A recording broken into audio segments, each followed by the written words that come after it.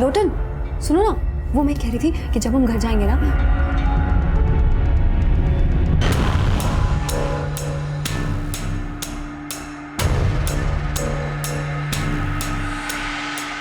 Excuse me, ma'am. What can I bring for you? 1 paneer chili and guava meri. And for you, sir?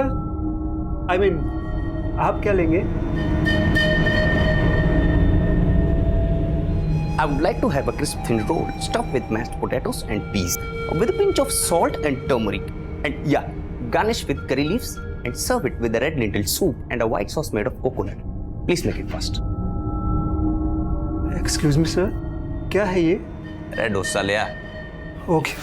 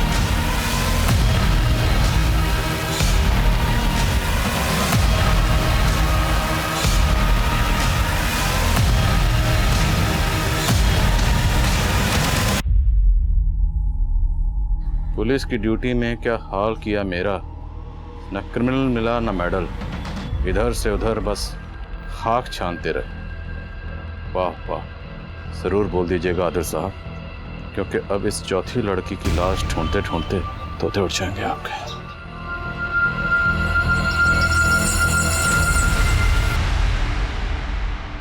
अरे अच्छे से पकड़ो।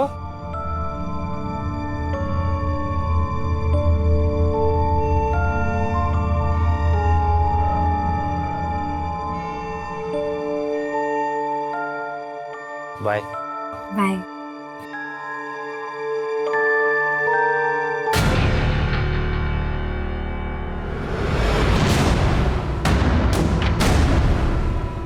पापा, ये चश्मा ना शक्ल ना सूरत, अरे भैंसी लगती है तू। और वो लड़का जो है ना बाइक पे चढ़ने आया था तने, वो 21 है तारे से। पक्का उसकी नियत में खोट है ना, जो तारे को भाव दे रहा है वो। अरे दूर रहना उस बहरूपी से, बोल रहा हूँ तुझे मैं, दूर रहना उससे। कौन बहरूपिया? वही वो चिकना बाहर इसे छोड़ने आया था अभी बाइक पे। देख इसको घास दे रहा है, इसको जिसको शादी के लिए 12 लड़के ना बोल चुके हैं। इंसान की खूबसूरती सूरत से नहीं, सीरत में होती है। ऐसा मुझे जुगल ने कहा है। और आप लोग ये लोग ना समझने वाले, ये लोग चाहते ही नहीं है कि तुम्हारी शादी हो, क्योंकि अगर तुम ससुराल चली गई तो इन लोग को कमा के कौन देगा? बाणी ए, अपनी आकाशवाणी बंद कर, बोल रहा हूं तने मैं। चुप। पापा, आपको समझने के लिए मुझे बानी के मशवरे की जरूरत ना है। मैं अच्छे से जानती हूँ कि आप लोग क्या चाहते हो, लेकिन अब मैं शादी करूंगी तो सिर्फ जुगल के साथ, और अब आप भी ना रोक पाओगे मन में। रिंकी मेरी बात सुन। रिंकी और चढ़ा लो सर पे से।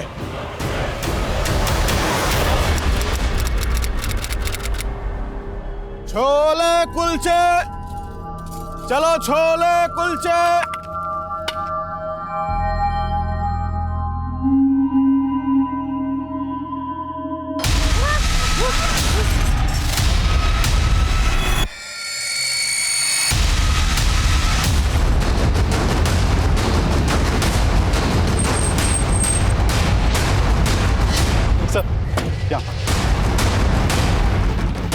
सर यहाँ कचरे की थैली में ही उंगलियां कटी हुई मिली हैं। इन उंगलियों के अलावा कुछ और मिला? अभी तक तो नहीं सर, हालांकि हमारी टीम यहाँ आसपास सर्च कर रही है।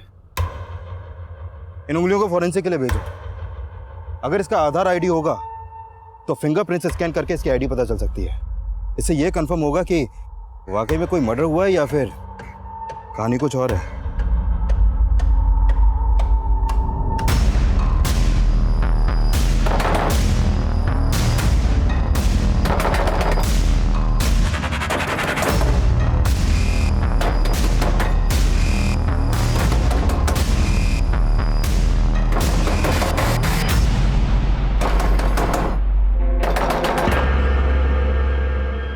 सर, उन कटी हुई उंगलियों से ये मंजू सिंह का आधार आईडी सामने आया। हमें लग रहा है इसका मर्डर हुआ है।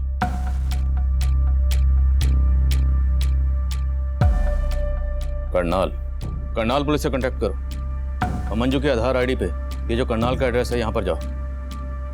हो सकता है मंजू मिसिंग हो। Okay sir.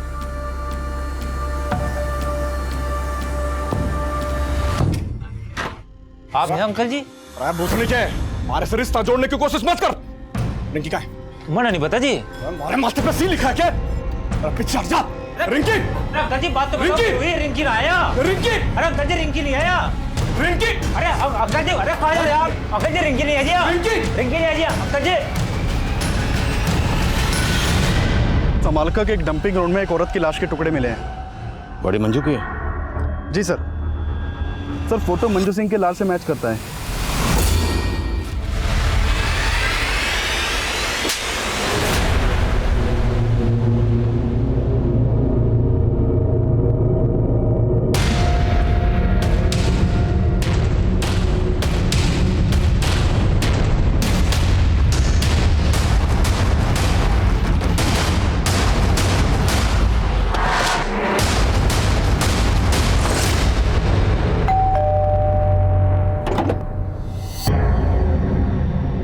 मंजू सिंह के बारे में आपसे कुछ बात करनी है।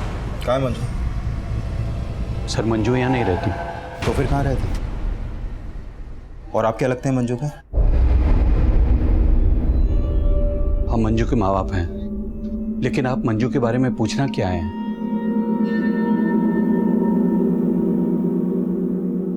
मंजू की आधार आईडी पर यहाँ का एड्रेस है। अगर वो यहाँ नहीं रहती तो फिर कहाँ रहती है? हमें नहीं मालूम। मंजू की कटी हुई उंगलियां मिली हमें, तो पॉसिबल है उसका मर्डर भी हो गया होगा। अब यहीं पर बताएंगे या फिर थाने ले जाकर बात करें आपसे?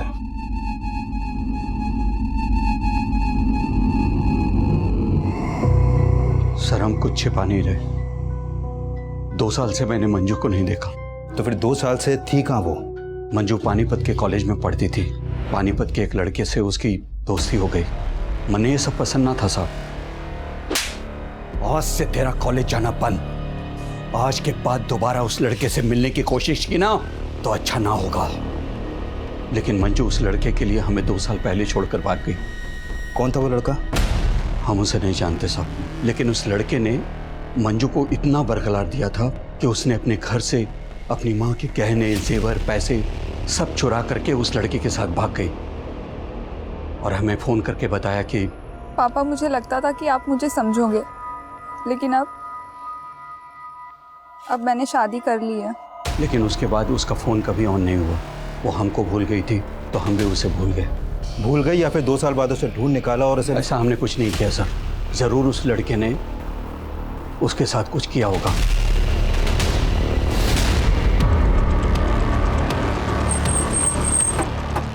मंजू के माँ बाप का बयान क्रॉस वेरीफाई करो।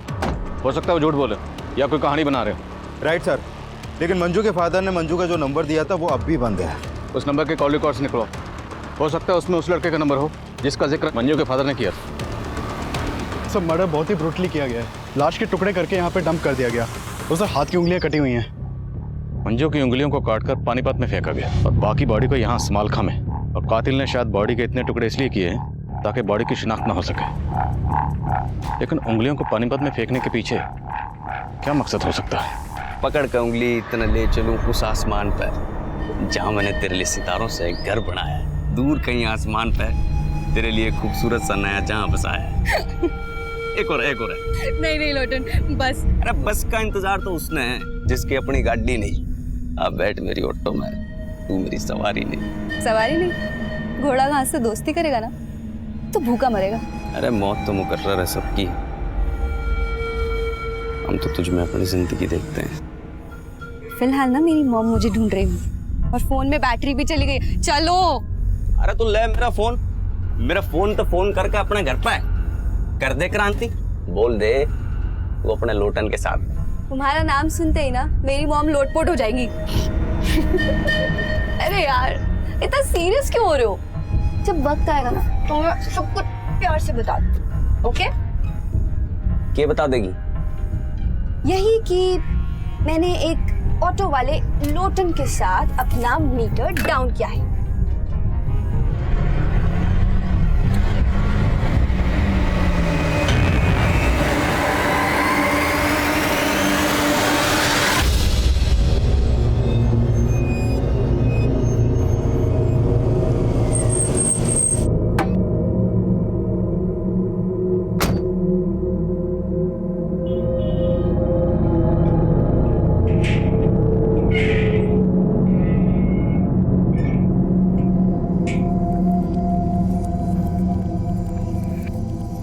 दीदी क्यों रो रही हो? मैं हूं ना तुम्हारे साथ, सब ठीक हो जाएगा। ज्यादा अंगरक्षर बनने की कोशिश ना कर, और तू ये रोना धोना बंद कर ले। कल से नौकरी पे जाना है और अगली बार से उस छोरे से मिलना नहीं है, वरना इस बार उसका सर फोड़ा, अगली बार थारा फोड़ूंगा। पापा ये आप क्या कर रहे हैं? मैं जुगल को अपना पति मान चुकी हूँ। अरे बावड़ी पूंछ, थारे को पेट से कर देगा वो और छोड़ देगा। अरे ऐसे छोरों का ईमान ना होता है कोई।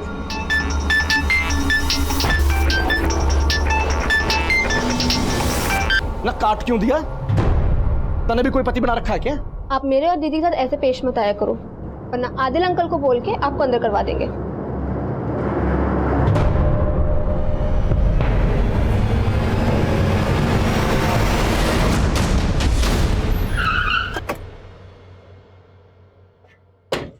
जैन सर। जय। सर मंजू के फादर ने मंजू का जो मोबाइल नंबर दिया था वो 2 साल से बंद है, और मैंने चेक किया कि मंजू 2 साल से अपने फादर के यहाँ करनाल में भी नहीं देखी गई है। तो 2 साल से मंजू कहाँ थी? सर मैंने मंजू के 2 साल पुराने कॉल रिकॉर्ड चेक किए। 2 साल पहले तक मंजू एक राजवीर सोलंकी नाम के लड़के को काफी कॉल करती थी। ये राजवीर पानीपत में मंजू के साथ उसी के कॉलेज में पढ़ता था। कॉलेज का कुश्ती पहलवान था सर वो।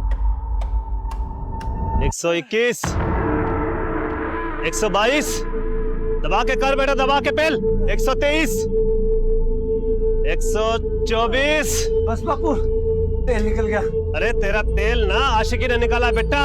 मैं तुझे नेशनल चैंपियन बनाना चाह रहा था, लेकिन तू औरतों के हुस्न का चैंपियन बन बैठा। चल कर। बापू और कितना खसेगा? गलती हो गई, माफ कर देना। अरे चल बहाने मत बना। 127, 128। सुनिए जी, वो पुलिस आई है। क्या? राजवीर के लिए पूछ रहे हैं।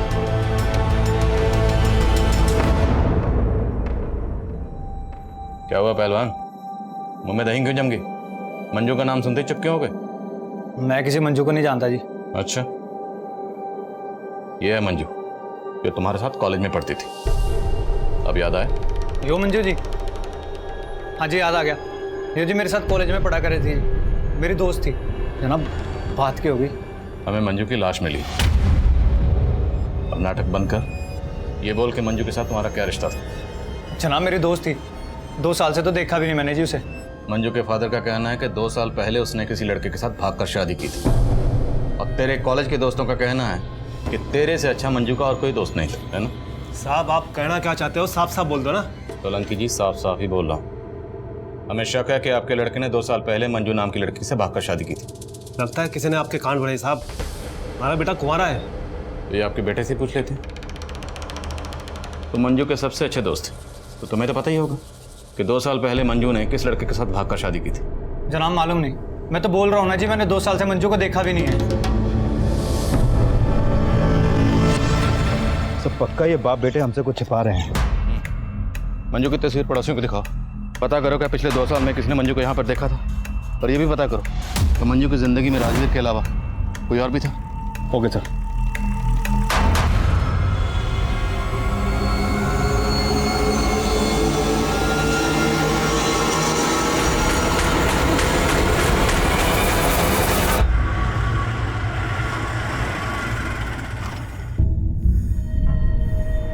चलो बाय। बाहर से भगाएगी? अंदर नहीं लेके चले गए अपनी मम्मी से मिलवाने। सुपर रखो लोटन, ऊपर का फल मीठा होता है ना। तो घनी नमकीन है, नमकीन और मिठाई एक साथ, कहीं बात अजमी ना हो जाए। बाय।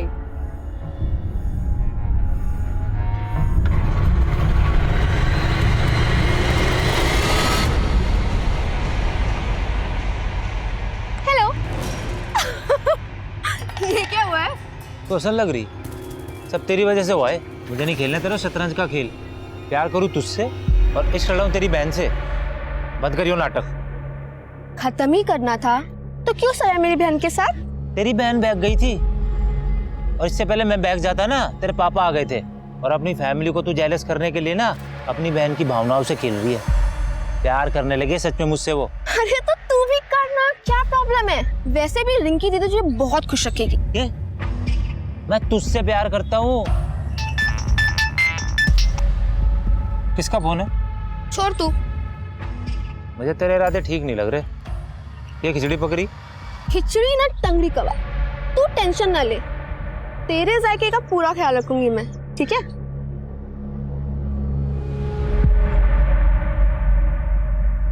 सर पिछले 2 साल से मंजू को राजवीर के घर के आसपास भी नहीं देखा गया और राजवीर के पिछले 6 महीने पुराने कॉल रिकॉर्ड में भी मंजू का कोई दूसरा नंबर नहीं मिला। तो मंजू के माँ बाप झूठ तो नहीं बोल रहे कि 2 साल पहले मंजू किसी लड़के के साथ भाग गई थी? लेकिन सर मंजू की लाइफ में कोई ना कोई लड़का जरूर था, क्योंकि उसकी पोस्टमार्टम रिपोर्ट में यह भी सामने आया है कि मंजू 3 मंथ्स प्रेग्नेंट थी। प्रेग्नेंट? मौत की वजह? Excessive bleeding. मंजू के दोनों हाथों की उंगलियां काटी गई, जिससे ज्यादा खून बहने की वजह से उसकी मौत हो गई और मौत के बाद उसकी बॉडी के टुकड़े किए गए। और हाँ सर, मंजू के सर पर एक चोट का निशान भी है और उसकी मौत 16 अप्रैल की रात को हुई थी। हमें मंजू की लाश 17 अप्रैल को मिली। प्रेग्नेंट। पति कौन है उसका? सर फिलहाल मुझे राजवीर के अलावा कोई नहीं दिख रहा। एक काम करें सर, उसका डीएनए मंजू के बच्चे के डीएनए से मैच करवा के देखें। चौधरी, डीएनए रिपोर्ट आने में बहुत वक्त लग जाएगा और हमारे पास वक्त है नहीं। मंजू के पेरेंट्स का कहना है कि 2 साल पहले मंजू घर छोड़कर भाग गई थी, तो हमें पता करना है कि 2 साल तक मंजू कहाँ थी और किसके साथ थी। एक काम करो, पानीपत में जितने मैटरनिटी हॉस्पिटल हैं सब जगह जाओ। मंजू प्रेग्नेंट थी तो किसी न किसी हॉस्पिटल में जरूर जाती होगी। हो सकता है वहां से हमें उसकी पति की कोई लीड मिले। Okay sir.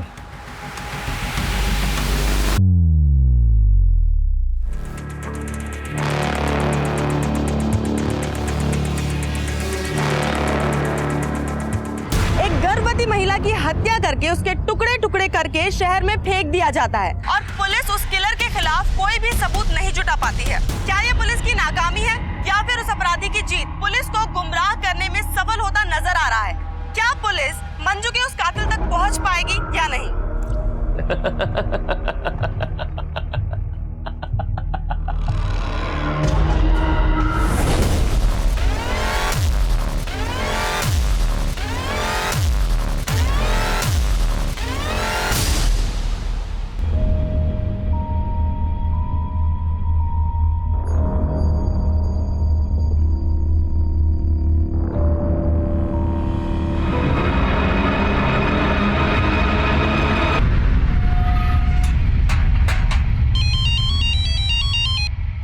हाँ चौधरी। सर उस मैटरनिटी हॉस्पिटल का पता चल गया जहां पर मंजू अपना इलाज करवा रही थी। वहां से मंजू के पति के बारे में कुछ पता चला? सर मंजू के डॉक्टर ने बताया कि मंजू शादीशुदा थी। उस नंबर के कॉल रिकॉर्ड्स निकलो और उठाओ इस राजवीर को। Okay sir. मैं आपसे झूठ नहीं बोलना चाहता था, दरअसल मैं अपने बापू से डर गया था जी। तूने झूठ इसलिए बोला क्योंकि मंजू का मर्डर तूने किया? नहीं सर, मैंने मंजू का मर्डर नहीं किया सर। दरअसल हम दोनों ने 2 साल पहले भागकर शादी कर ली थी और मेरी शादी के बारे में बापू को कुछ भी नहीं पता था। तेरे बापू ने मर्डर किया होगा फिर? नहीं सर, वो तो कभी उससे मिले तक नहीं थे। और वैसे भी मंजू ने 6 महीने पहले मुझे छोड़ दिया था जी। मंजू 3 महीने की प्रेग्नेंट थी, तूने माँ और बच्चा दोनों को मार दिया? जनाब मैंने नहीं मारा जनाब, मैं आपको बोल तो रहा हूँ, वो 6 महीने पहले मुझे छोड़कर चली गई थी। उसके पेट में बच्चा था, इसके बारे में तो मुझे कुछ मालूम भी नहीं है।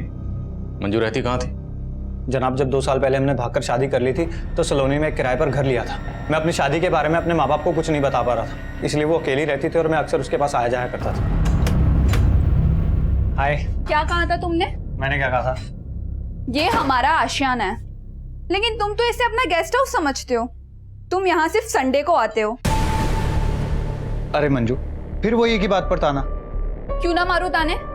तुमने मुझे अपनी रखेल समझ रखा है। मैं तुम्हारी बीवी हूँ। देखो, अगर तुम्हें हिम्मत नहीं है मुझे अपने माँ बाप से मिलवाने की, तो तुम भी यही रुक जाओ, जिससे मैं तुम्हारे लिए अपने माँ बाप को छोड़ के आई हूँ।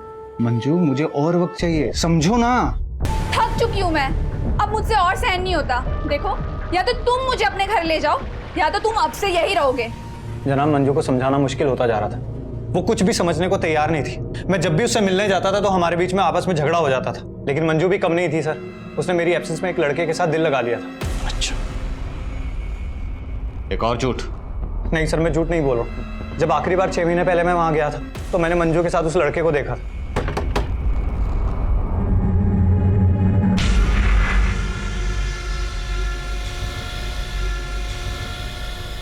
मंजू, कौन था ये लड़का?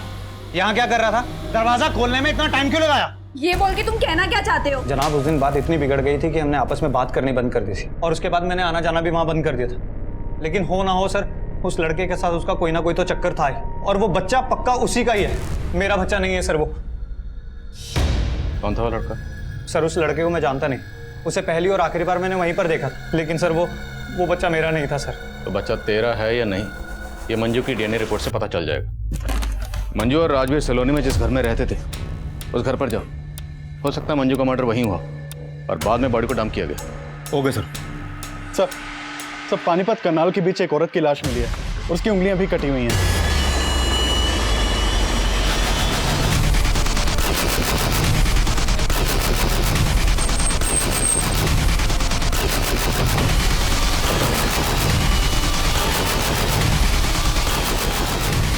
अरे पीछे निकालो जरा। मोहब्बत के हारे किला फतेह करने निकले। तेरे साथ नहीं तो तेरे पास सही, हम जीतने वालों को हराने निकले। आखिर ये शायरो शायरी करके और ये उंगलियां काट के कातिल साबित क्या करना चाहता है? सर, मंजू की लाश को टुकड़े टुकड़े करके डंप किया गया और इसकी सिर्फ उंगलियां काटी गई हैं। काफी हद तक मर्डर का मॉडस ऑपरेंडी सेम है। बॉडी की शिनाख्त करवा। हो सकता है इसका मंजू या उसके जान पहचान वालों से किसी को ताल्लुक हो। सर,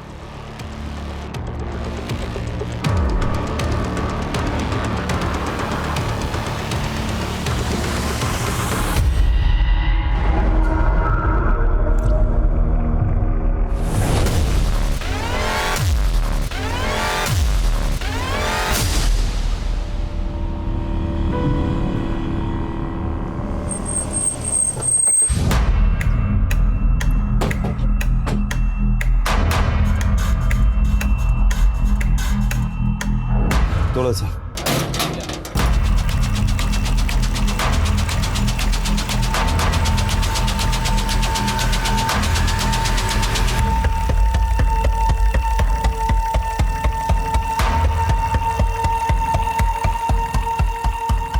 सर, मंजू के सलोनी वाले घर में ऐसे कोई साइन नहीं मिले जैसे लगे कि मर्डर यहाँ पर हुआ हो। करनाल और पानीपत के बीच हमें जिस औरत की लाश मिली है उस औरत की भी उंगलियां काटी गई। मैं तुम्हें उसकी तस्वीर भेज रहा हूँ, जरा पता करो क्या उस औरत का मंजू के घर पर आना जाना था? Okay sir. नहीं जनाब, मैं इस औरत को नहीं जानता और मुझे मालूम नहीं कि मंजू इस औरत को जानती होगी कि नहीं। इस औरत को मंजू के घर में कभी आते जाते तो नहीं देखा है। ये मंजू का हस्बैंड है जो दिल्ली में कहीं जॉब करता है और संडे संडे आता है, और अभी कुछ टाइम से वो यहाँ पे आना ही बंद कर दिया है। ऐसा तो नहीं लगता था, पर सर कुछ समय से एक आदमी का यहाँ पे काफी आना जाना हो रहा था। राजवीर भी वही कह रहा था जो पड़ोसन कह रही है कि मंजू का किसी के साथ अफेयर था। पड़ोसन और राजवीर से उस लड़के का स्केच बनवाओ और मंजू के करंट नंबर के कॉल रिकॉर्ड्स निकलो। हो सकता है उस लड़के के बारे में कुछ पता चले, और इस औरत की पहचान पता करो, क्योंकि हो सकता है मंजू और इस औरत दोनों का कातिल एक ही हो। सर,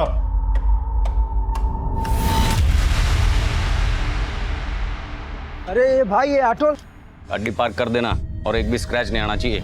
ए भाई, यहाँ मैं कार पार्क के लिए खड़ा हूँ, तुम्हारी उड़न खटोला के लिए नहीं। ओ भैंस की पूछ, रोमांस के मूड में हो, इसलिए प्यार से सुन। मैं तेरा कस्टमर हूँ और तू दरबान। बैगर्स कांट बी चूजर्स, समझा? नहीं समझा?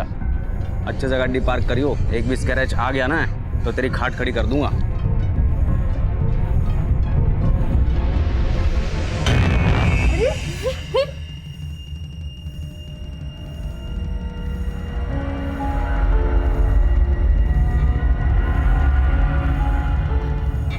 बेटा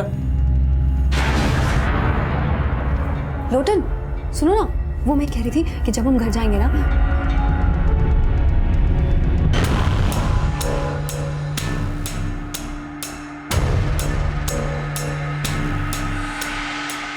Excuse me, ma'am. What can I bring for you? 1 paneer chili and guava meri. And for you, sir? I mean, आप क्या लेंगे? I would like to have a crisp thin roll stuffed with mashed potatoes and peas, with a pinch of salt and turmeric, and yeah, garnish with curry leaves and serve it with a red lentil soup and a white sauce made of coconut. Please make it fast. Excuse me, sir. क्या है ये? Red dosa ले आ। Okay sir, Rajveer और मंजू के पड़ोसन ने जो sketches बनवाए हैं वो दोनों स्केचेस एक ही आदमी के हैं। पता लगाओ कौन है ये। सर चौधरी, ये भी चेक करो कि वो पड़ोसन कहीं राजवीर के कहने का ये बयान तो नहीं दे रही। Okay sir.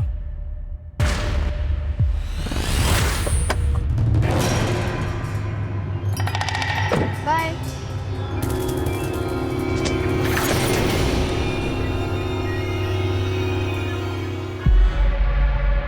अच्छा, इस गाड़ी वाले के चक्कर में तुमने मेरा टक्का अपनी बहन से भिड़ा रखा है? अरे नहीं यार, कजिन है मेरा, यहाँ तक आ रहा था तो ड्रॉप कर दिया। बस अब मैं तेरे चक्कर में नहीं आने वाला। बता तेरी बहन क्या बोली कि मुझे सच में भगा के ले जा। अरे वाह, ये तो बहुत अच्छी बात है यार। प्रॉब्लम क्या है? ऐश करना। बहुत हुआ तेरा मजाक। तेरी बहन को ना मैं सच सच बता दूंगा कि मैं उससे नहीं तेरे से प्यार करता हूँ। प्यार प्यार प्यार यार, इंसानियत नाम की भी कोई चीज होती है। तो ये दिल विल का चक्कर छोड़ और मेरी बात मान। तेरी लाइफ सेट है, समझा? चल चल। सर एक रोजी नाम की लड़की की मिसिंग कंप्लेंट दर्ज हुई थी संगमनगर थाने में। ये कंप्लेंट रोजी की मां ने दर्ज करवाई थी। सर रोजी की फोटो औरत की फोटो से मैच करती है जिसकी हमें उंगली कटी लाश मिली थी। सर रोजी कॉल सेंटर में काम करती थी। 2 दिन पहले मैंने उसे आखिरी बार देखा था, तब वो कॉल सेंटर जाने के लिए घर से बाहर निकल रही थी। अच्छा माम, मैं चलती हूँ। बाय बच्चा। मम्मा, मैंने आपको बोला था ना मुझे कार्टून फिल्म देखने जाना है सिनेमा में। हाँ बेटा, चलेंगे पक्का। लेकिन कब मम्मा? बेटा नेक्स्ट संडे। अभी मुझे ऑफिस के लिए लेट हो रहा है और मेरे पीछे से नानी को परेशान मत करना। मेरा अच्छा बच्चा है ना। बाय बाय माँ। सर उसके बाद रोजी का कुछ पता नहीं चला। अगली सुबह वो कॉल सेंटर से वापस ही नहीं आई, ना ही उसका फोन लग रहा था। लेकिन आपने संतनगर पुलिस स्टेशन को ये नहीं बताया कि रोजी कौन से कॉल सेंटर में काम करती थी? रोजी कहाँ काम करती थी उसने मुझे कभी नहीं बताया। आपकी बेटी कहाँ काम करती थी ये आपको नहीं पता? और आपने कभी पूछा भी नहीं उससे? सर मैंने कई दफा उससे कहा था कि अपने कॉल सेंटर का पता घर में छोड़ दे। आपने बताया कि रोजी की बेटी है, उसका पति कहाँ? रोजी की अपने पति से नहीं बनती थी, इसलिए 3 साल पहले वो अपने पति से अलग हो गई थी। कहाँ रहता है वो जींद रोड पे रहता था और रोजी से अलग होने के बाद वो कहीं शिफ्ट हो गया था। कहाँ शिफ्ट हो गए? सर वो मुझे नहीं पता। मैडम आपको आपके दामाद का नाम तो पता होगा? उसका सुनील नाम है। किसी पे शक आपको? कौन आपकी बेटी के साथ ऐसा कर सकता है? नहीं सर, मुझे कुछ नहीं मालूम। कुछ दिन पहले मंजू नाम की एक लड़की का कत्ल हुआ। यह है मंजू, इसकी भी ठीक वैसी उंगलियां काटी गई जैसे आपकी बेटी रोजी की काटी गई। क्या आप इसे जानती हैं? हो सकता है ये आपकी बेटी रोजी को जानती हो, कभी आपके घर आई हो। नहीं सर, मुझे कुछ नहीं मालूम इसके बारे में। कुमार, पता लगाओ रोजी कौन से कॉल सेंटर में काम करती थी और उसके पति सुनील का भी पता लगाओ। सर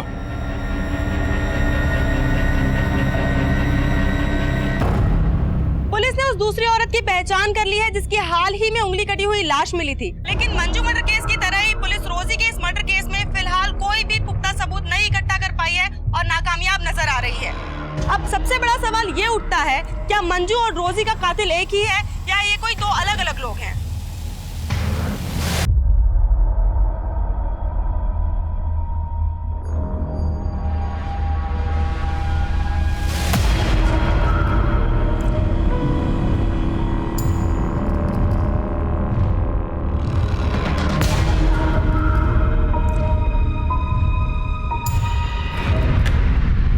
सर, मंजू के नए नंबर के कॉल रिकॉर्ड में एक नंबर मिला है।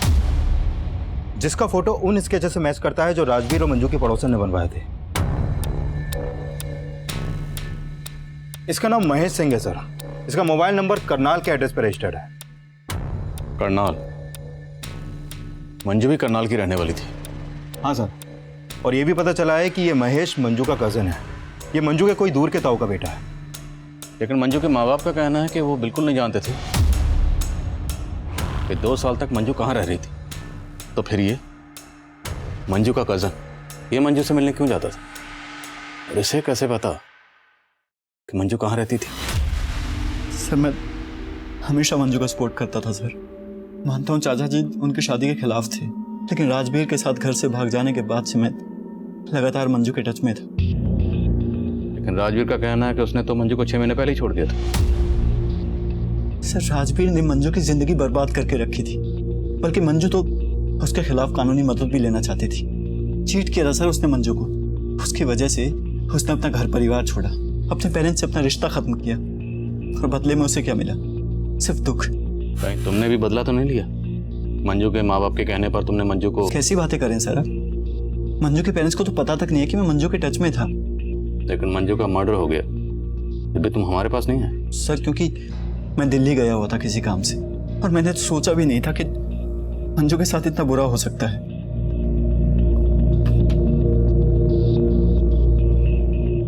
इसे जानते हो? नहीं सर, और वैसे भी मैं पानीपत में कम ही आता था। मंजू ने कभी तुम्हें कुछ ऐसा बताया कि तुम्हें अजीब लगा?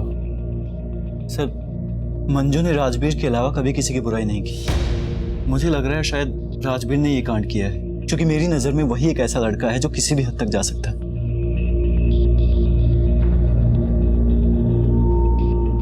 सर राजवीर और मंजू के पड़ोसन को लग रहा था कि ये महेश मंजू का लवर है, लेकिन ये तो मंजू का कजन निकला।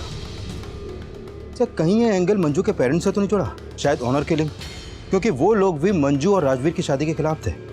अगर एंगल वाकई ऑनर किलिंग का है तो फिर राजवीर का बाप भी हमारा स्ट्रॉन्ग सस्पेक्ट है। एक काम करो, इन सब के डीएनए मंजू के बच्चे के डीएनए से मैच करो। हम किसी का भरोसा नहीं कर सकते। Right sir.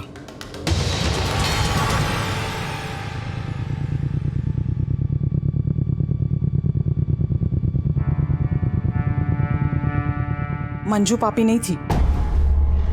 क्या बकवास कर रही हो? सच बोल रही हूँ, आपने तो उसे भुला ही दिया था, लेकिन मैं 2 साल से मंजू की शक्ल देखने के लिए तरस रही थी, और आपने मुझे मंजू से दूर रखा। टुकड़े टुकड़े करके किसी ने उसे जानवरों की तरफ फेंक दिया, और आखिरी बार में उसे कलेजे से लगा के रो भी न पाई। मंजू हमारा अतीत थी। वो 2 साल पहले ही हमारे लिए मर चुकी थी। अब उसकी जगह हमारी यादों में भी नहीं होनी चाहिए।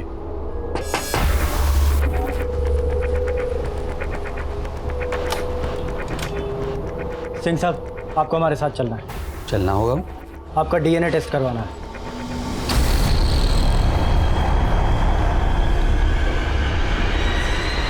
वो पुलिस वाले सोच रहे तेरी लुगाई मंजू के पेट में मेरा बच्चा है। मेरा डीएनए करवा रहे हैं वो लोग, सब तेरी वजह से। मेरे को भी बहुत धोया बापू उन्होंने, और तू तो मुझसे बड़ा पहलवान है ना, उनके डंडों से तेरा तेल ना निकलने वाला। क्यों डर रहा है तू?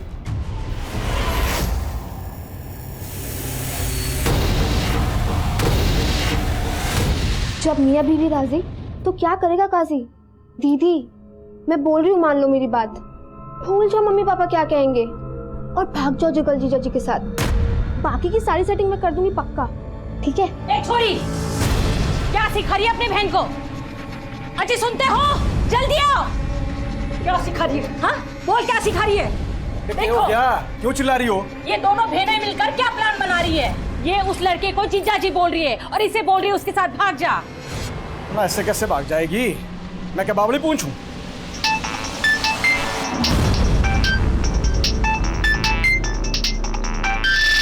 तने किसके फोन आते रहते हैं? हैं? ना बता दे, कहीं ऐसा ना हो रिंकी से पहले थारी टांगे तोड़नी पड़े। कंजर खाना बना के रखा घर को।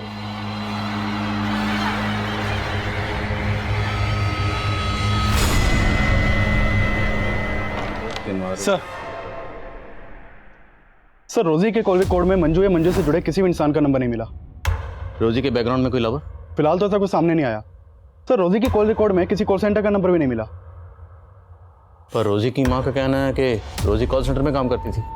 सर मैंने रोजी की कॉल रिकॉर्ड अच्छे से स्टडी की है। अक्सर रात के वक्त रोजी का फोन रेड लाइट एरिया में एक्टिव रहता था। Red light area? तो मतलब रोजी, एक काम कर, जिन जिन रेड लाइट एरिया में रोजी का नंबर एक्टिव रहता था वहां पूछताछ कर। सर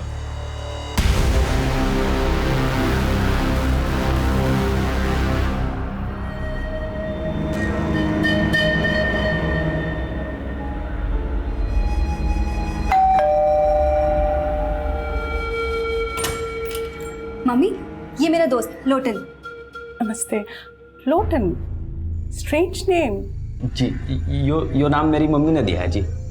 अच्छा, प्लीज कम, हैव सीट। तो लोटन, तुम काम क्या करते हो? ऑटो है जी मेरा। Auto driver? नहीं जी, मतलब ऑटो मेरा खुद का है, मैं ओनर हूँ उसका, और अपनी मर्जी का भी। मम्मी, आपको पता है मैं ना लोटन के ऑटो में ही रोज कॉलेज जाती हूँ और पता नहीं टाइम कैसे बीत जाता है, पता ही नहीं चलता।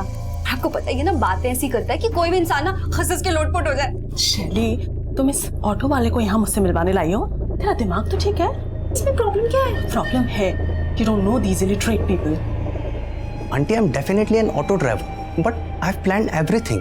I've planned my future, and trust me, it's bright. I'll soon begin my own startup. जैसे कैब सर्विसेज होती हैं, वैसे ऑटो सर्विसेज।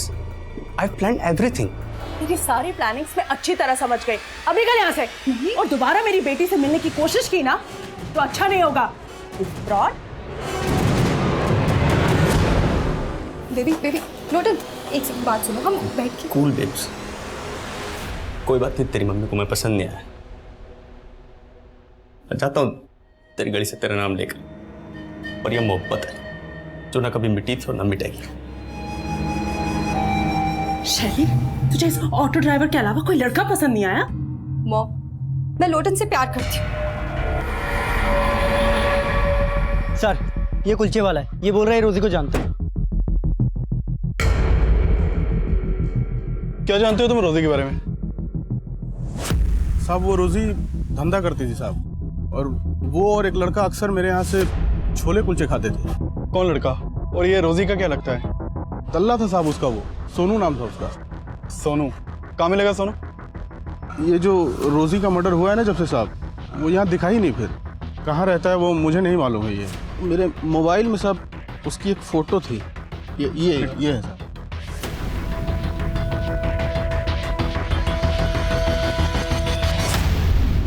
खा लो।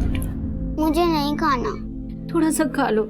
नहीं, जब तक मम्मी नहीं आएगी मैं कुछ नहीं खाऊंगी।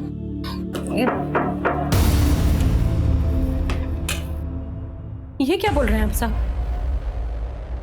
रोजी ऐसी लड़की नहीं थी। जरूर आपको कोई गलतफहमी हुई है। हमें कोई गलतफहमी नहीं हुई है। आपकी बेटी रोजी किसी कॉल सेंटर में काम नहीं करती थी, बल्कि वो एक प्रोस्टिट्यूट थी। और ये सोनू, ये उसके लिए ग्राहक लाता था। सर, ये तो सुनील है, रोजी का पति। सुनील? जी। रोजी का पति? जी, यही सब गलत काम करता था सर, इसलिए रोजी ने इसे छोड़ रखा था। जरूर इसी ने मजबूर किया होगा मेरी बेटी को। रोजी ऐसी नहीं थी सर। अच्छा, ये सुनील उर्फ सोनू आजकल है कहाँ? कुछ तो आइडिया होगा आपको? सर, मुझे नहीं मालूम।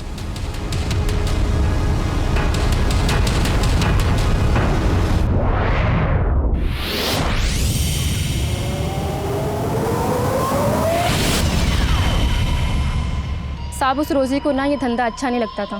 तो क्या सोनू उससे जबरदस्ती काम करवा रहा था? वो तो अपनी बेटी को पढ़ाने के लिए, उसको पालने के लिए सब करती थी। सब वो हमारे साथ ना बहुत टाइम से धंधे पे थी। सब वो तो उसके लिए और हमारे लिए ग्राहक लेके आता था। ये सोनू मिलेगा कहाँ, तुम्हें मालूम है? उसका फ़ोन तो कई दिन से लग नहीं रहा है, लेकिन हाँ, उसका एक दोस्त है जाकिर, उसके घर पे उसका आना जाना था। जाके उससे बात करो। कहाँ रहता है जाकिर?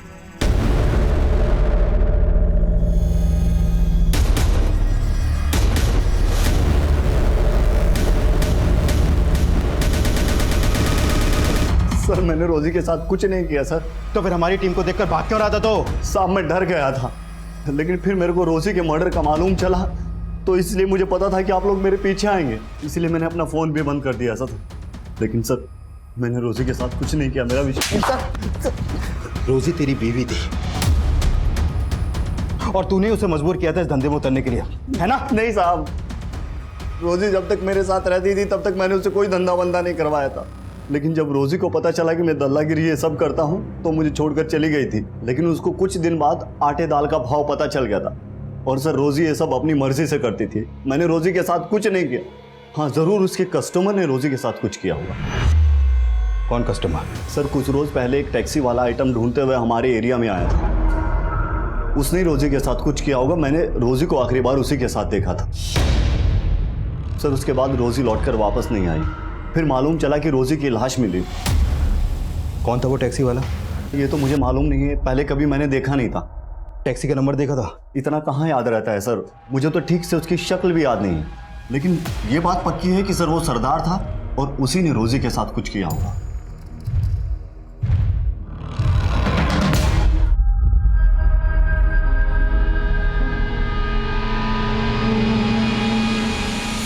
सर, सोनू ने जिस एरिया में उस टैक्सी वाले को देखा था वहां पर कोई सीसीटीवी है ही नहीं। ऐसा तो नहीं कि सोनू ने खुद ही किसी नफरत की वजह से अपनी बीवी का कत्ल किया फिर उसके पास वो शायरी छोड़ दी। लेकिन सर, मैंने सोनू की हैंडराइटिंग भी शायरी की लिखावट से मैच करके देखी है, मैच ही नहीं हुई है। अगर सोनू सच बोला है तो पॉसिबल है कि मंजू ने उसी सरदार की टैक्सी हायर की हो जिसकी रोजी ने की थी, क्योंकि दोनों की मॉडस ऑपरेंडी सेम। सभी टैक्सी स्टैंड पर पता करो, एक सरदार टैक्सी वाले को ढूंढना मुश्किल नहीं होना चाहिए। राइट।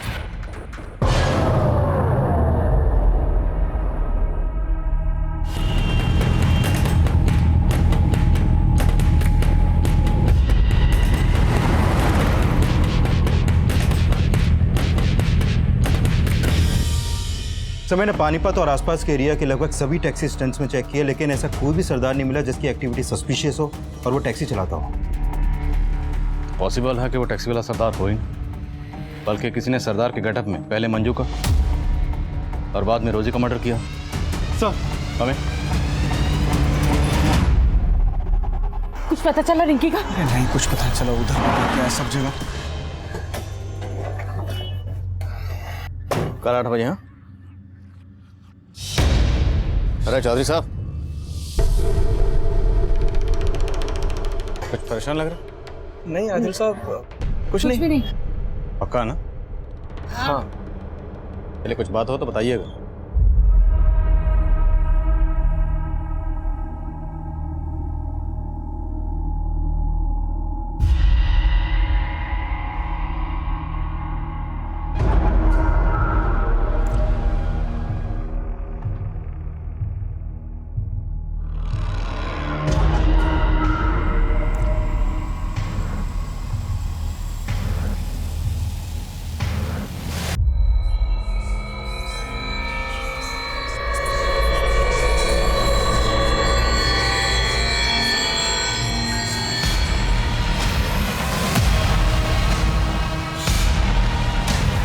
पुलिस की ड्यूटी में क्या हाल किया मेरा, न क्रिमिनल मिला न मेडल, इधर से उधर बस खाक छानते रहे। वाह वाह, जरूर बोल दीजिए आदिल साहब, क्योंकि अब इस चौथी लड़की की लाश ढूंढते ढूंढते तोते उठ जाएंगे आपके।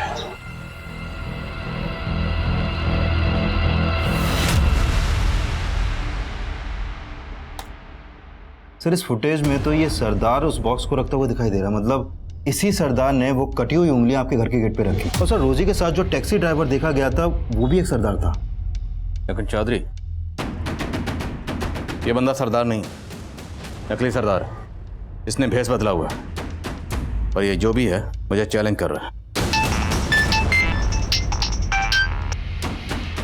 कुमार सर, आपके नाम पे एक लेटर आया है और उसके ऊपर पोस्टमार्टम रिपोर्ट लिखा हुआ है।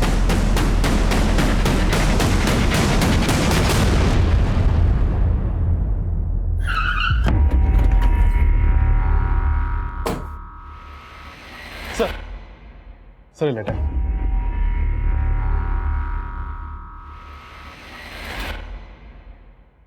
आदिल साहब, ये उस चौथी लड़की की पोस्टमार्टम रिपोर्ट है जिसकी उंगलियां आपको आपके घर पे मिली होंगी। इस लड़की की मौत एक्सेसिव ब्लीडिंग की वजह से हुई। उसके बाद उसकी 10 की 10 उंगलियां काट दी गई। मौत 7 मई की रात को हुई और उसी रात आपके मोहल्ले की एक लड़की गायब हुई।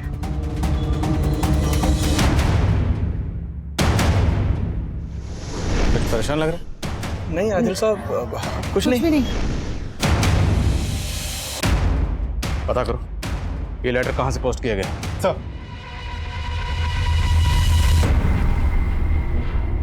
सब जगह देख लिया उसको, है ही नहीं वो कहीं पे। समझ नहीं आ रहा कहाँ ढूंढे उसको जाके।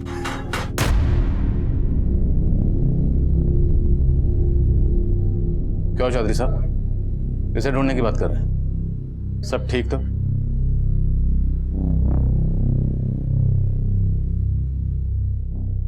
रिंकी कहाँ है? आदिल साहब समझ में नहीं आ रहा किस मुंह से बोलो। बोलिए क्या बात? रिंकी एक लड़के के साथ भाग गई। किस लड़के के साथ? जुगल के साथ। एक नंबर का लफंगा है। अब ना उसका फोन मिल रहा है और ना ही रिंकी का। कहाँ रहता है जुगल?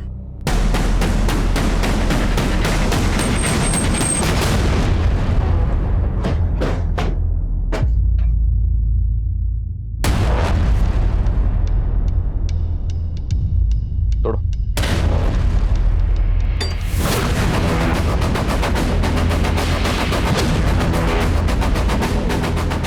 चेक करो सब जगह।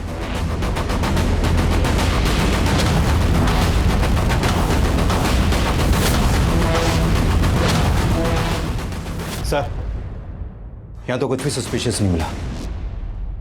चौधरी हो सकता है जो मुझे चैलेंज कर रहा है वो ये जुगल ही हो। रिंकी और जुगल दोनों के कॉल रिकॉर्ड्स अच्छे से स्कैन करो। Okay sir. हाँ कुमार। सर वो लेटर एक सरदार ने पोस्ट किया है।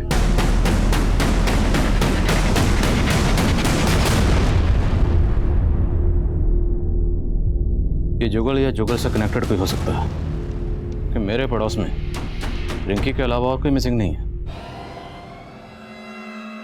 रिंकी का फोन पानीपत बस अड्डे के पास बंद हुआ था, लेकिन जुगल का फोन रिंकी का फोन बंद होने के 4 घंटे बाद उसके घर वाले एरिया में ही बंद हुआ था। जुगल के कॉल रिकॉर्ड्स में कुछ सस्पिशियस? सर जुगल ने लास्ट कॉल एक सुबोध नाम के लड़के को किया था। ये उसका फोटो है सर मैंने इस सुबोध के भी कॉल रिकॉर्ड चेक किए हैं। सर ये सुबोध रिंकी की छोटी बहन बानी को भी बहुत कॉल करता था। पूछताछ करो जरा सुबोध से। मैं बानी से मिलता हूँ। सर जुगल से मेरा कोई लेना देना नहीं है। तो फिर जुगल ने तुझे फोन क्यों किया था? दरअसल सर बात यह है कि मैं एक बानी नाम की लड़की से बहुत प्यार करता हूँ। सर काफी टाइम से हमारा अफेयर चल रहा था। सर जुगल ने एक दिन फोन पे मुझे बोला कि बानी मुझसे चीट कर रही है। सर बानी का जुगल के साथ भी अफेयर चल रहा था। वो क्या है कि जुगल से मन भर गया था उसका, इसलिए अपनी बहन रिंकी से टांका फिट करवा रही थी उसका। ये जुगल कहाँ है अभी? अंकल वो मैं जुगल को प्यार नहीं करती थी, लेकिन वो लड़का अच्छा था। इसके लिए मैंने सोचा कि दीदी को उसके साथ, लेकिन मैंने जैसा सोचा था ना वैसा कुछ भी नहीं हुआ। मुझे तो सही उम्मीद नहीं थी बानी। तू जुगल से प्यार करती थी और तूने मुझे धोखा दिया। नहीं दीदी ऐसा कुछ भी नहीं है जैसा आप सोच रहे हो। आपको जरूर कोई गलतफहमी हुई है। कोई गलतफहमी ना हुई। मैंने रिंकी को सब कुछ सच सच बता दिया है। सुबोध उसका जुगल से क्या कनेक्शन? जुगल ने सुबोध को भी मेरे खिलाफ बोल दिया था। मेरे घर के बाहर कटी हुई उंगलियां मिली किसी लड़की की, और हमें शक है कि शायद वो उंगलियां रिंकी की हैं। क्या बात कर रहे हैं खान साहब? बानी बोलो जुगल कहाँ?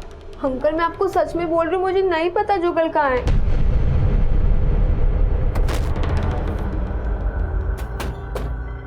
मुझे खत लिखने वाले का कहना है कि उसने मेरे पड़ोस की एक लड़की को मार डाला। हमें अभी तक किसी लड़की की लाश नहीं मिली। रिंकी गायब है जुगल के साथ। एक काम कर, बानी और सुबोध दोनों के फोन सर्विलेंस पे डाल। सर एक औरत आई है अपनी बेटी की मिसिंग कंप्लेंट लिखवाने। सर ये मेरी बेटी शैली है, कल रात से ये घर नहीं आई है और इसका फोन भी नहीं लग रहा है। सर मैं बहुत परेशान हूँ, आप प्लीज इसे जल्दी ढूंढिए, कहीं इसके साथ कुछ गलत ना हो जाए। आपको किसी पे शक है? हाँ सर, एक लोटन नाम का ऑटो ड्राइवर। शैली तो नादान है, वो कह रही थी कि वो लोटन से प्यार करती है, लेकिन मुझे शक है कि शैली के गायब होने में उस लोटन का ही हाथ। कहाँ रहता है लोटन?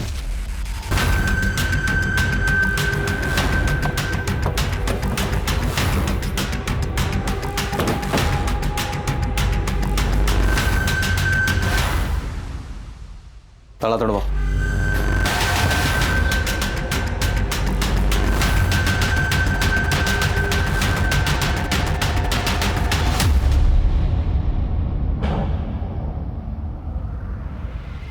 सर ये देखिए।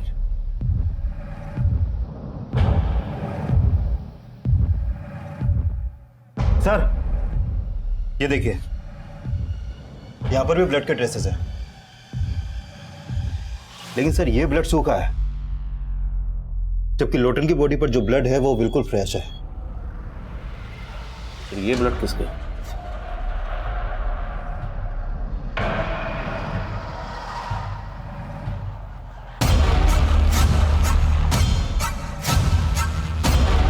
लोटन के पड़ोसी से पता करो इसका किस किस से मिलना जुलना था और कहाँ कहाँ आना जाना था। Okay sir.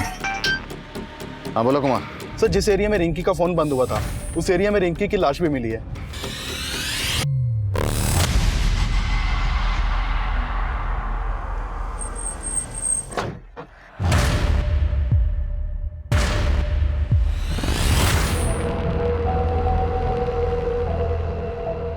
तेरे कूचे में कटी उंगलियां फेंक के हम सीना तान के निकलते हैं। मैं वो हूं जिसका आप तसव्वुर भी नहीं कर पाएंगे। बहुत पापड़ बेलने पड़ेंगे आदिल साहब, मुझे नहीं, मच्छर पकड़ो।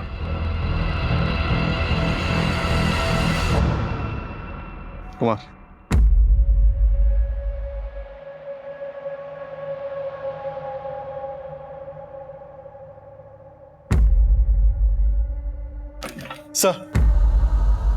सर हमने जिन जिन सस्पेक्ट्स के डीएनए करवाए थे उनकी रिपोर्ट आ गई है। सर मंजू के बच्चे का डीएनए महेश के डीएनए से मैच करता है। हाँ सर, मैं मंजू का कज़न हूँ, लेकिन साथ ही साथ उसे पसंद भी करता था। फिर हमें अचानक एक दिन पता चला कि वो पेट से है। सर मैंने मंजू को कई बार बोला कि वो अबॉर्शन करवा ले, लेकिन वो नहीं मानी सर। कि इसका मतलब ये नहीं है सर मैं उसे मार दूंगा। नहीं सर, मैंने मंजू को नहीं मारा सर। सब पूछताछ में पता चला है कि लोटन का एक चरण नाम का दोस्त हुआ करता था जो टैक्सी चलाता था, और वो लोटन के साथ ही रहता था। लेकिन कुछ टाइम पहले उसने लोटन का घर छोड़ दिया था। सर ये चरण लोटन की हत्या के बाद से गायब है। और कोई खबर? सर चरण के बारे में ये पता चला है कि वो यूपी का रहने वाला था और आईपीएस की तैयारी कर रहा था। और ये भी सामने आया है कि ये चरण मंजू के ही कॉलेज में पढ़ता था, वो उससे 2 साल सीनियर था। सर लोटन के एक ऑटो वाले दोस्त से चरण के एक ठिकाने का पता चला है। मैंने अपनी एक टीम को भेजा है वहाँ पर।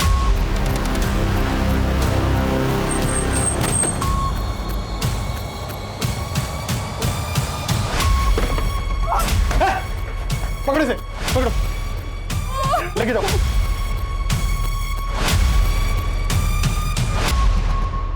लाइफ बहुत स्ट्रेंज है आदिल साहब। आदमी जो सोचता है वो कभी होता नहीं है। मैंने जो आईपीएस बनने का सपना देखा था, अगर आज वो पूरा हो गया होता ना, तो आज औहदे में मैं आपसे ऊपर और आप मेरे से नीचे होते। हरियाणा के हर्ष राठौर जी जैसा बनना चाहता था। आईपीएस मैंने एग्जाम भी दिए थे, 4 बार फेल हुआ सर। तो 4 बार क्या 6 बार भी अगर फेल हुआ होता, तेरी इस फेलियर का इन मर्डर से क्या ताल्लुक है? मेरे इस फेलियर का उन मर्डर से ताल्लुक है, क्योंकि इसी फेलियर की वजह से ना मैंने बहुत कुछ खोया है। मंजू को भी बहुत प्यार करता था मैं मंजू से, लेकिन मंजू को तो राजवीर पसंद था ना। सब कुछ भुला के मैं आईपीएस की तैयारी में लग गया। मैंने एग्जाम्स भी दिए थे, पता नहीं उन लोगों को क्या हुआ, मुझे फेल कर दिया। इसलिए मजबूरी में मुझे टैक्सी ड्राइवर बनना पड़ा। फिर एक दिन मुझे मंजू मिली। मैं कॉलेज के दिनों से तुमसे बहुत प्यार करता हूँ। अगर तुम हाँ करो तो हम लोग शादी भी कर सकते हैं। नहीं चरण, मैं अपनी जिंदगी किसी और के नाम कर चुकी हूँ। मतलब राजवीर फिर से? राजवीर नहीं, महेश। महेश का नाम सुन के ना मेरा दिमाग घूम गया था। अपने ही कजन के साथ, छी! अरे 3 महीने का बच्चा था उसके पेट में, पता है? मेरा इतना दिमाग घूम गया ना, मैंने उसकी गर्दन पकड़ के ऐसे दीवार में दे मारा। मैंने उसे मारा। आप लोग मंजू को पहचान ना सको इसलिए मैंने उसकी बॉडी के टुकड़े टुकड़े करके जंगल में फेंक दिया। मुझे लगा जब तक आप लोग उसकी बॉडी की शिनाख्त करोगे गायब हो जाऊं, लेकिन आप लोग तो मेरे तक पहुंच ही नहीं पाए। सर हंसी आती है मुझे आप लोगों पे। और गुस्सा भी। करप्शन से भरे इस सिस्टम की वजह से ना मैं आईपीएस नहीं बन पाया। इसीलिए अपनी काबिलियत साबित करने के लिए ना मैंने आप लोगों का इम्तिहान लेना शुरू किया।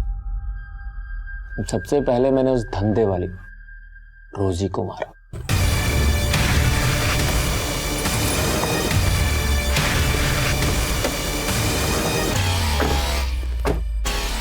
ये कहाँ लाए हो तुम मुझे?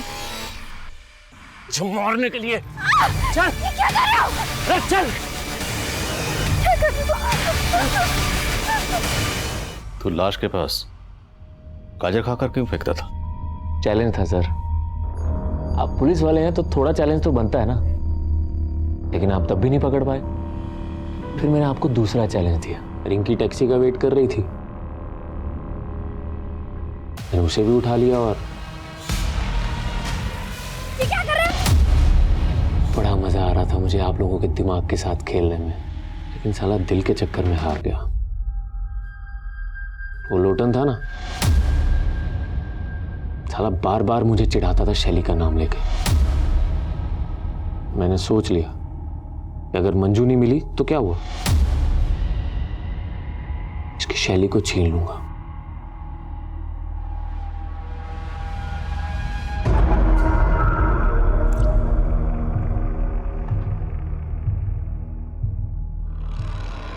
मैंने लोटन को भी मार दी। तेरी तरह नहीं, आईपीएस का झंडा लेकर घूमा जिंदगी भर और कुछ नहीं उगाड़ा। मेरी पढ़ाई और मेरी आईपीएस के बारे में कुछ मत बोलना, समझा? तू नहीं जानता मैंने कितनी मेहनत की है आईपीएस बनने के लिए। काय की मेहनत? 20-25 हजार की नौकरी कर रहा होता अगर मुझसे थोड़ी बहुत इंग्लिश सीख लेता तो। ऑटो ड्राइवर तेरी, तू मुझे अंग्रेजी सिखा। लोटन को मारने के बाद मैंने शैली को भी उठा लिया। शैली बस मेरी होने ही वाली थी कि आप लोग आ गए और मुझे उठा के यहां ले आए।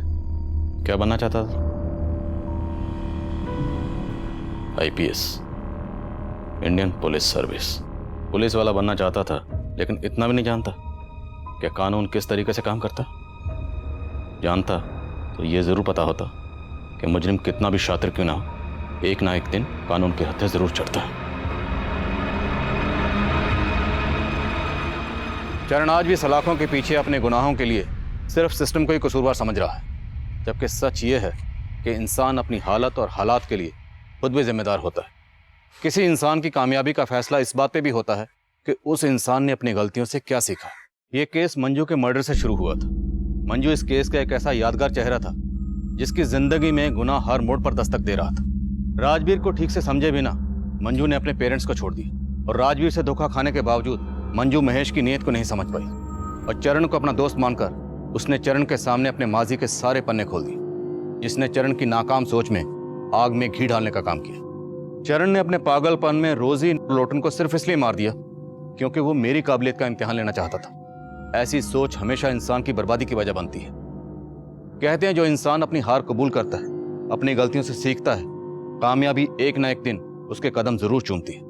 लेकिन जो इंसान अपनी हार कबूल नहीं करते, अपनी गलतियों से सीखते नहीं है, कहीं ना कहीं उनके कामयाब होने की उम्मीद भी खत्म हो जाती है। और चरण इसकी जीतती जागती मिसाल है। अब मैं आदिल खान आपसे इजाजत लेता हूं। आपसे फिर मुलाकात होगी एक और नए केस के साथ। तब तक देखते रहिए क्राइम पेट्रोल 10 तक। मकसद बताना नहीं, बचाना है।